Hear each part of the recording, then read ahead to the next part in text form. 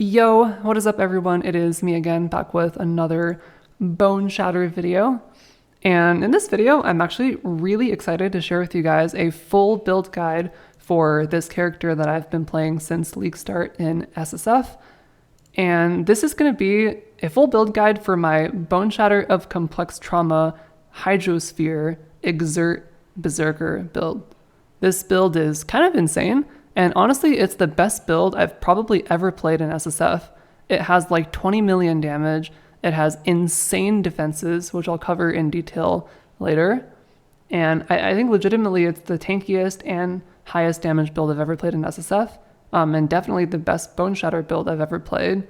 And I think it's pretty unique too, because I don't see a lot of people playing this specific build. So I'm super excited to share with you guys the tech that makes this build so good. So that being said, let's just go ahead and get right into the full build guide. Okay, so first, before we go further, we have to talk about the main idea of this build. Like, what the heck is Hydrosphere Boneshatter? So the main idea is with Battle Mage's Cry, Auto Exertion, Hydrosphere, we can get double damage via melee splash. This is an interaction that's pretty well known. I first learned of it when I saw this video by PoopButts2000, where he covered this interaction. Highly recommend you check this out.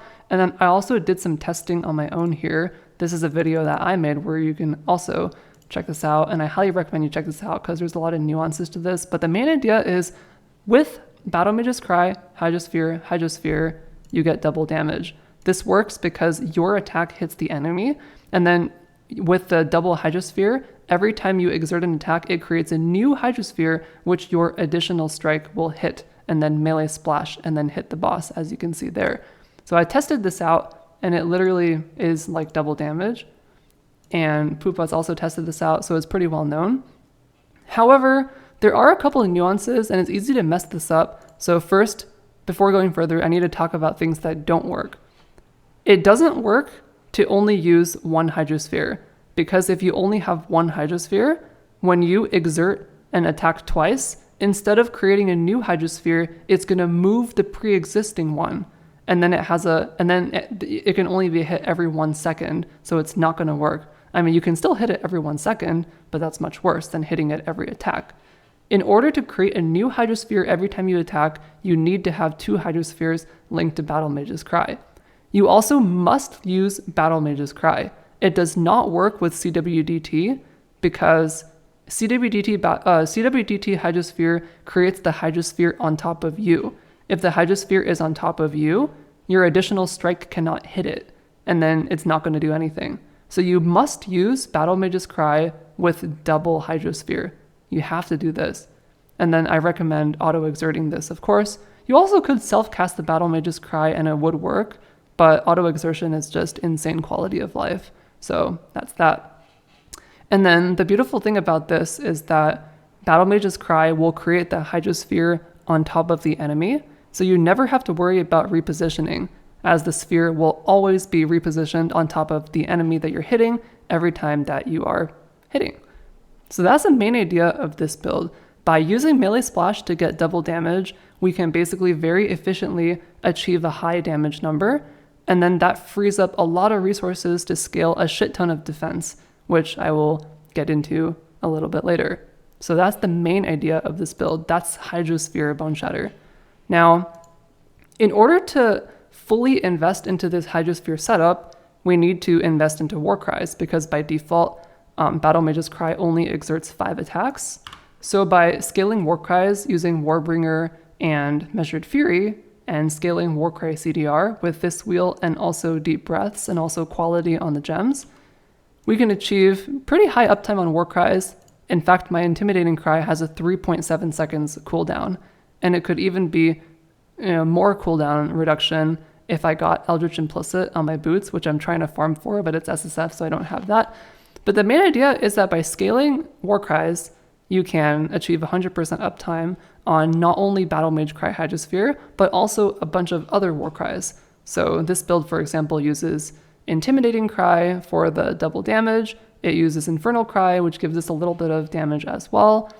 Ancestral Cry, which gives us 2 additional strikes, so we don't need additional strikes anywhere else. And then also Rallying Cry, which when combined with Herald of Purity gives us a huge damage buff. Note that Rallying Cry cannot be auto-exerted because you need the buff. And yeah, and then also Battle Mage's Cry, of course. So we have 5 Warcries that we're scaling here. And then also Overexertion Support gives us a huge amount of damage as well with this setup. So with that, we can achieve a huge amount of damage. And all the Warcries are basically 100% uptime. The only one that's not is Intimidating Cry, but it's very high uptime. And if you have an optimal Eldritch Implicit on your boots, you can have even higher uptime, very close to 100%. So that's how we get damage on this build. And then, in addition, there's another thing where we have to use Complex Trauma instead of normal Boneshatter. And this is because with all of this Warcry scaling, we still are only allowed to have between 3 to 4 attacks per second APS, because any more than that, then we're not going to have 100% uptime on the Warcries. So for that reason, we have to use Boneshatter of Complex Trauma, and that basically allows us to have damage while not needing to scale attack speed that much. However, if we just use Complex Trauma, our attack speed is going to be like 1.9, and it's very slow. So in order to achieve a normal feeling build where we have like 3 to 4 APS, we use less duration support, and that reduces the duration of the trauma stacks so that we can have higher attacks per second, which makes the build not only feel better, but also deal more damage. And then with this less duration, 3 to 4 APS setup, we're able to basically always hover 8 to 9 trauma stacks, which is optimal for Boneshatter of Complex Trauma. And then that combo, all of that comes together to create our damage, basically. And with this, we can basically have like 20 million damage with more if I had better gear, which I'll get into later. Also, everything that I say will be in the notes section of this POB. So that's the main idea here. In addition, having such efficient damage scaling means that our defense can also be insane. So going into the defense of this build, we have around 70,000 armor in PoB. Note that it's a little bit less here in Hideout, but in practice, the Warcries will be going off to give us a lot of armor with the Warning Call node, and we'll also have like other stuff giving us more armor as well in fights. Can't remember what exactly, but yeah. 50,000 armor standing in Hideout, but in the PoB, it goes up to 70,000 in combat with everything up. We have 85, 83, 83 all res. And then if I press Flask, it's 90, 88, 88 res, which is pretty crazy. In mapping, this is like almost always up. And then in bossing, we can use this for like 20 seconds. So it's pretty good. We have Fortify. We have 4 endurance charges. We're using the new Delirious Bloodline, which causes us to take 40% less damage from hits. And then the delayed effect basically doesn't matter because we're playing Boneshatter with Leech and Divine Shield. So any damage that is delayed, we will like instantly heal it back with this, which is insane. And then by the way, you get this by beating Simulacrum, which is pretty easy for this build. Before you have this, you just take Aspect of Carnage and it's easy. And then furthermore, we also have Molten Shell, pretty self-explanatory. And then with regard to Leech, in the PoB, you can see that we have 2,000 leech per second, which is pretty good. And this is achievable with just this one wheel. We also have 25 recoup with the potential to get more on the rings if you have open suffix. So we have like recoup as well, which is huge. And then also with Divine Shield, we have a large amount of recovery this recovery per second ends up being like in the thousands, like 2,000 to 4,000, because we take so much self-damage in this build. And it's just really good sustain.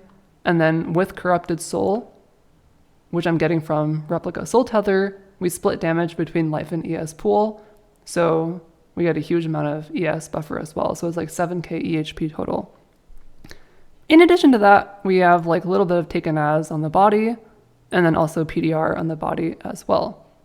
So that's basically the defense of this build. Just insane amounts of damage reduction, max res, armor, enough chaos res, and insane recovery between Leech, Corrupted Soul, and Recoup. And that's the main idea of this build. And with all that defense and damage, the build is, pretty free in T17s. And as you saw at the start of this video, it can also kill Ubers. I've killed like a couple Ubers so far, but I need to farm more fragments to do more.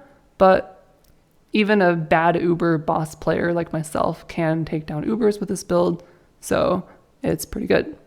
And that's basically a high-level overview of this build. Okay, cool. So now let's go ahead and get into the actual character, the tree, the gear, and everything. So this is basically the tree, and this tree is the same as in my POV. It's a real tree, and it's pretty straightforward. And one good thing about the Hydrosphere interaction is that it gives us so much damage that we can basically not take any damage nodes, and we can only take what is strictly necessary and scale a lot of defense. So the tree is pretty straightforward. Let me just quickly talk about like every wheel. Let's just go, I guess, left to right. So this is a life node. We take every life node that we can because life is good. And also with Corrupted Soul, life gives us extra ES, which is also really good. So scaling life is very efficient. And then going left, we have another life wheel up here that we take. Here we have Berserking, which is a huge damage node. If your attack speed is very high, you don't need to take this. But in my build, this exactly put me at 9 trauma stacks, so it's good. And then here, Unwavering Stance is stun immune for 1 point, very good. Here we have a rage wheel that gives us 50% increased armor because we have like 50 rage. So this is really good. And then this Warcry Mastery, Warcry's grant rage per power, synergizes with this Warcry Mastery, minimum of 10 power. So even if we AFK, we'll always be at max rage with this, which I will demonstrate really quickly. So if we just go here, and if I'm not even attacking and I just stand still, I just use the war cries, even if I AFK, the rage never degens, it always goes to full and it stays there. And that's because we scale Warcry duration, Warcry CDR so much. So we're basically always at max rage. There is no ramping of rage in this build. It's always max rage. So really, really good. Although you have to be careful because your life is going to go down because of Rite of Ruin. So let's go back to Hideout. Okay, then keep going left. We have a leech wheel here. This 5-point leech wheel I think is really important. Not only do you get huge recoup, but also a lot of life leech totaling like 2,000. And then this recoup helps a lot as well. You take a lot of self-damage on Boneshatter, so this is really good.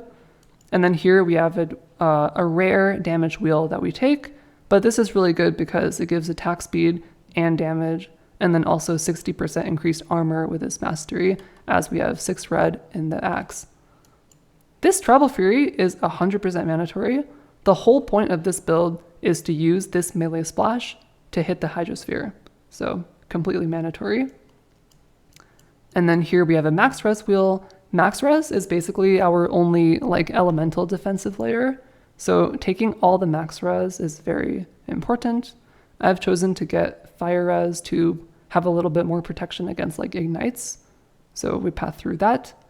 And then here I have a Rune Graft of Treachery, which basically gives us a lot of reservation efficiency. However, the downside is that the enemies will have determination, but it doesn't really matter. I POB'd this, and giving the enemy like even 100,000 armor in POB basically is only like 100k damage loss. So this does not hurt us that much, but the efficiency is really helpful. as we do have a lot of things reserved due to the Warcry stuff. I don't know how easy this is to get, but I've been sending out boats since league start for the last like 5 days, and I got like one of these. I don't know if it's rare, but this is really, really good. If you don't have this, you would need to find a way to get more reservation elsewhere. Maybe Enlighten, maybe 3 passive reservation cluster, maybe Anoint, Charisma.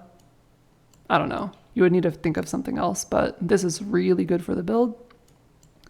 Then we have some life nodes at the start here. Life is important. More life nodes, efficient 1-point damage node. And then here we have more life nodes. Soul of Steel gives armor and a lot of max res, very important. And then here, this node is also really important because it gives endurance charge and armor, pretty important. Although this wheel is optional. If you had the medium cluster notable that gave you endurance charge on Warcry, then you don't need this, but then your armor would go down, so I don't know. I think it's fine to take this though. But if I had a cluster, maybe I would move these points into life, I don't know. These 3 points are really helpful. This gives mana reservation, which is very important, and also the reduced cost of your main skill, which helps you just barely sustain mana on a 6 link, so very important. This Warcry wheel is core to the build, and then the synergy that we mentioned before, but this helps us get 100% uptime on Warcries, some more life and armor, endurance charge, more life nodes. Here we take the life mastery, of course, and then here another rare damage node that we take, but this is really good because it gives attack speed and damage as well, and then you can take the destroy axe mastery for mapping or swap to the more damage mastery on single target. Going up here, we have Resolute Technique. This is a Resolute Technique build, so never have to worry about accuracy. And then another Rage Wheel. This one's really good because it gives max Rage. Why is my voice cracking? I don't know what's going on. Maybe I had too much caffeine today. Anyway, but yeah, then this one allows you to get maximum Rage as well, which is very important. And then max res, and then more life. Anoint Deep Breaths helps us with Warcry uptime.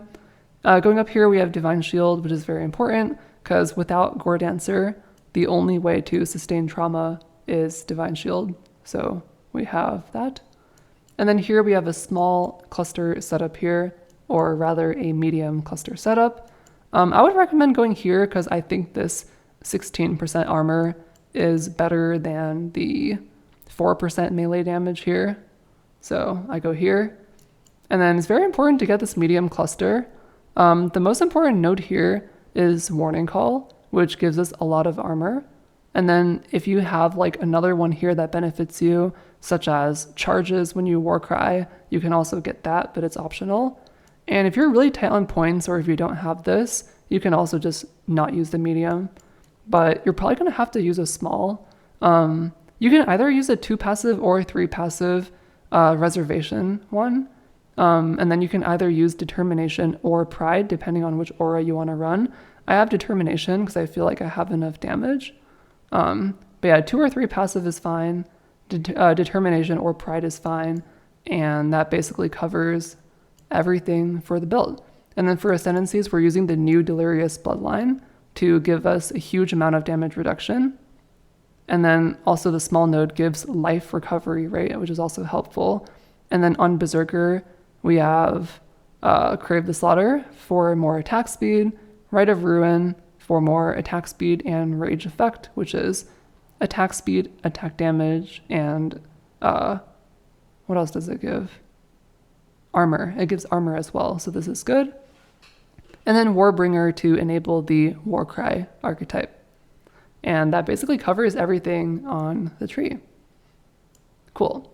Now, going into the gear, I think it's easier to do this part in PoE. So we have this. Okay, so going into the gear, I'm basically just using these items. You can just go over this yourself. So here I have some gear, some optimal gear that I have here that you can basically read over this yourself. In fact, I'm not even going to go over this because all this is in PoE and it's pretty straightforward. It's just life, strength, res, whatever. You can look over this yourself. It's very straightforward. So yeah, just take a look here. I could explain it, but it would probably save you time to just look here. So you can just do that. But I do need to explain, I do have to explain the progression of this build as well, because I do have some interesting items here, like Echoes of Creation and Soul Tether, which are optimal, but are hard to get. So let's quickly just talk about progression. So this is day 5 of SSF, and I have this character, right? It's like day 5, day 6 or something. And in order to progress this character, there's a couple of linear steps that you can follow, which I have here. So this build starts off with normal Boneshatter. I have a video here on Boneshatter, Berserker, SSF, leaguestart. You can just watch that video. You know, just normal Boneshatter, nothing out of the ordinary. No uniques required for that version. And it sustains trauma using Gore Dancer. Very straightforward. And then you can swap to this complex trauma build as soon as you get the following things. Boneshatter of Complex Trauma, which you farm in lab, Divine Shield, and then either a normal Soul Tether or a Crystal Belt.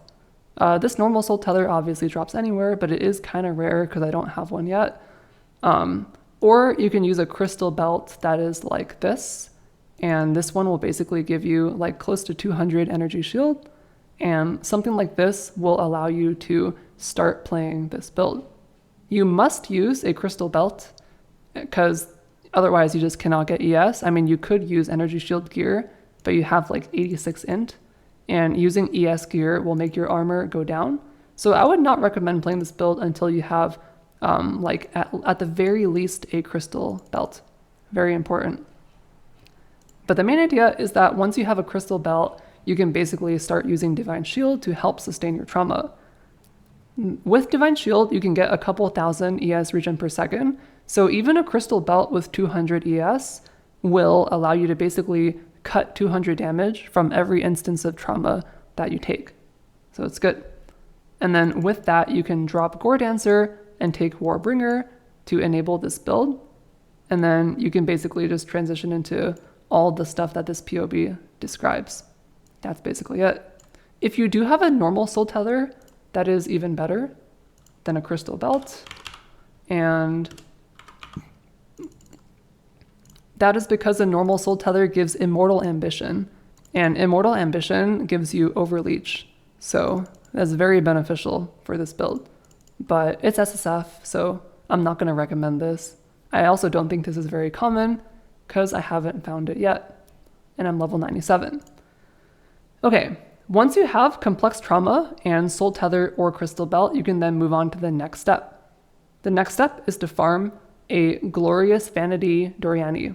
That gives you Corrupted Soul, and then you would put it in the Eternal Youth spot. You would basically put it here.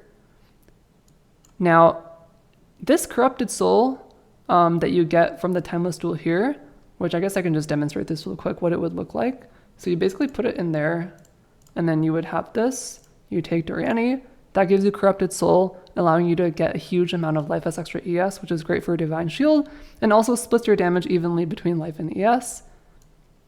And then with this, you can like path into Life Wheel in this direction and take all this life stuff. So that's what you would do. And this Timeless Jewel is really good because of, you know, it gives you Corrupted Soul. And then if you get lucky, you get like a good node here or a good node here, and you're super happy. If not, it's fine too. However, the one caveat of this Timeless Duel tech, even though it does give you Corrupted Soul, which is definitely worth it, it does consume your deep breaths here. And if it consumes deep breaths, you will lose out on Warcry CDR. It's still fine because Corrupted Soul is so good, but if you do Timeless Jewel tech, then you obviously cannot use deep breaths, but then you can probably just anoint something else good, like Reservation, you know, Charisma, or maybe Forceful Skewering for Impale Chance, or Berserking for Rage and Attack Speed. There's options. Another thing you could do is put the Timeless Jewel up here, like this, But I think this is not very good because these points don't lead anywhere good. I mean, I guess you could do this and take these life nodes here. This is also possible. And then you anoint deep breaths. Maybe this is better. You know, this is possible. But you can either put it here or you can put it here, basically. It might be a little bit better to put it here because you get life wheel, which is more life than this small node here. And then you can free up the points down here, but then you lose deep breath. So I guess what I'm saying is you can either put it here or you can put it here. Doesn't matter, just put it somewhere. And then that gives you Corrupted Soul. And it's pretty easy to farm a Timeless Jewel in SSF.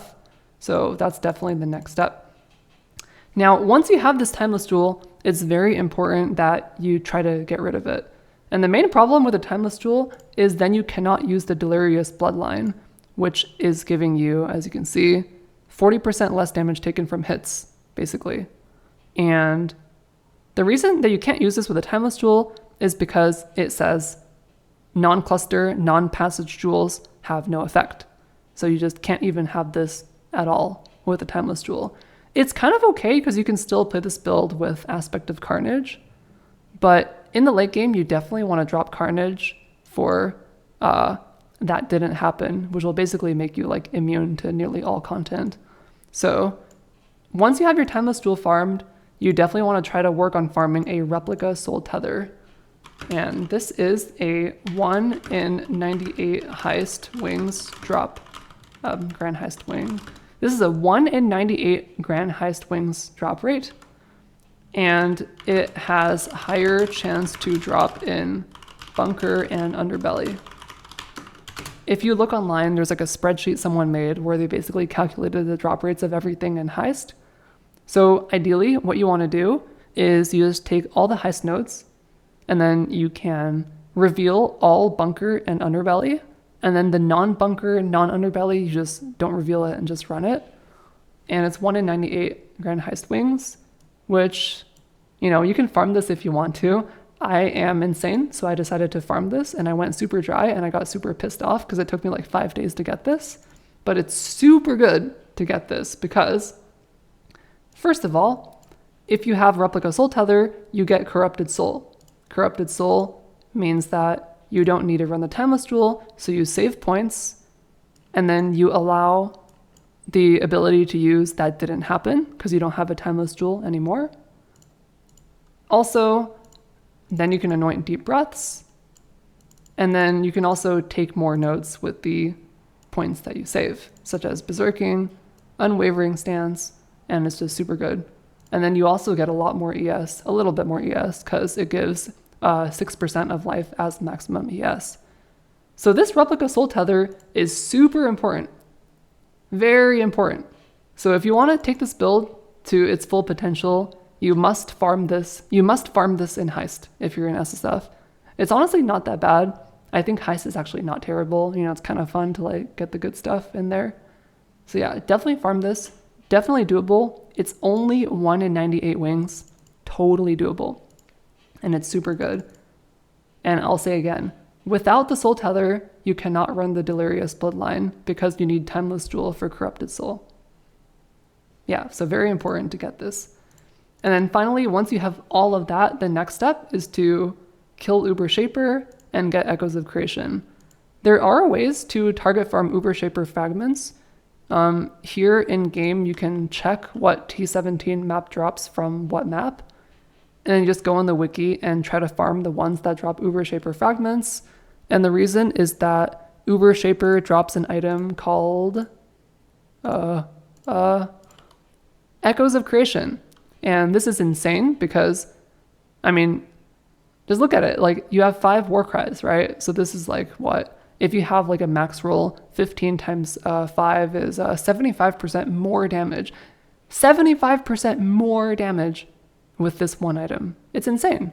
And there isn't even a downside. In fact, the downside is an upside for this build because we prevent a lot of damage due to having high armor, high PDR, and when we prevent damage, Divine Shield gives us more regen, Recoup gives us more recovery, And basically this build has so much durability and more than usual this league because of that didn't happen, which allows us to take 40% less damage from hits, and Echoes of Creation, I believe, is a hit.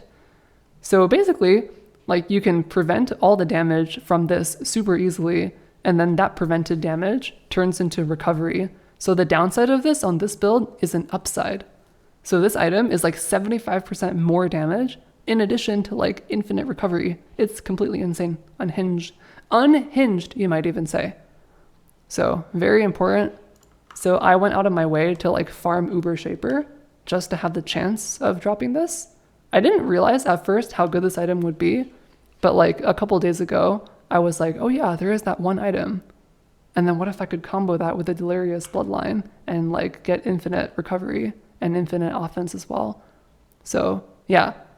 I don't know how often it drops from Uber Shaper, but I've basically been able to fight Uber Shaper like 2 to 3 times by now. But I've also been no-lifing the game, so I don't know. I don't know if I can expect to drop this item this early in League, but if you farm Uber Shaper enough times, you'll probably get this. So in the late game, this is insane. Definitely a chase item. And that's basically it for the progression of this build. And if you can get this build to like, you know, stage 3, 4, 5 here, you can basically kill like Ubers with it, you know, fairly easily. Like, I'm not even that good, you know, like I play a lot, but I'm not that good at like mechanics. So it's like I still die a couple times in Ubers with this, but if I can beat Ubers with this, you can also do it. So yeah. And that's basically how you progress this character. And yeah, that's basically it. You know, super crazy build. All the gear and stuff, including crafts, clusters, flasks, I have instructions on how you can craft it here. Everything is here. So just, you know, read over this at your own speed. And that is it. And I think with that, we basically covered everything. I'm trying to think if there's anything else that I need to talk about that is specific to this build. No, that's basically it. Yeah, so completely insane build. Probably the best build I've ever played in SSF. You know, huge damage. I'm just hoping that I can like drop more Uber fragments soon so I can kill more Uber bosses. But yeah, super good performance. And if you're a Boneshatter player, I definitely recommend you check this out. I had no idea that Boneshatter could even be so good, so I was very excited to like find this build or to like make this build happen. But yeah, and then of course with the invention or the addition of the Genesis tree, it's like super easy to craft all this gear as well. Basically, all my stuff is crafted with Genesis tree. Like everything here is Genesis tree. Like super good. Yeah, that's basically it. Cool. All right, I don't have anything else to talk about. So any questions, comments, or concerns, feel free to let me know in the comments. I'll try to respond to as many comments as I can. You know, questions, comments, concerns, whatever. I'll probably be live like tomorrow or some other time to just farm some more stuff on stream. And yeah, that's going to be it for me. All right.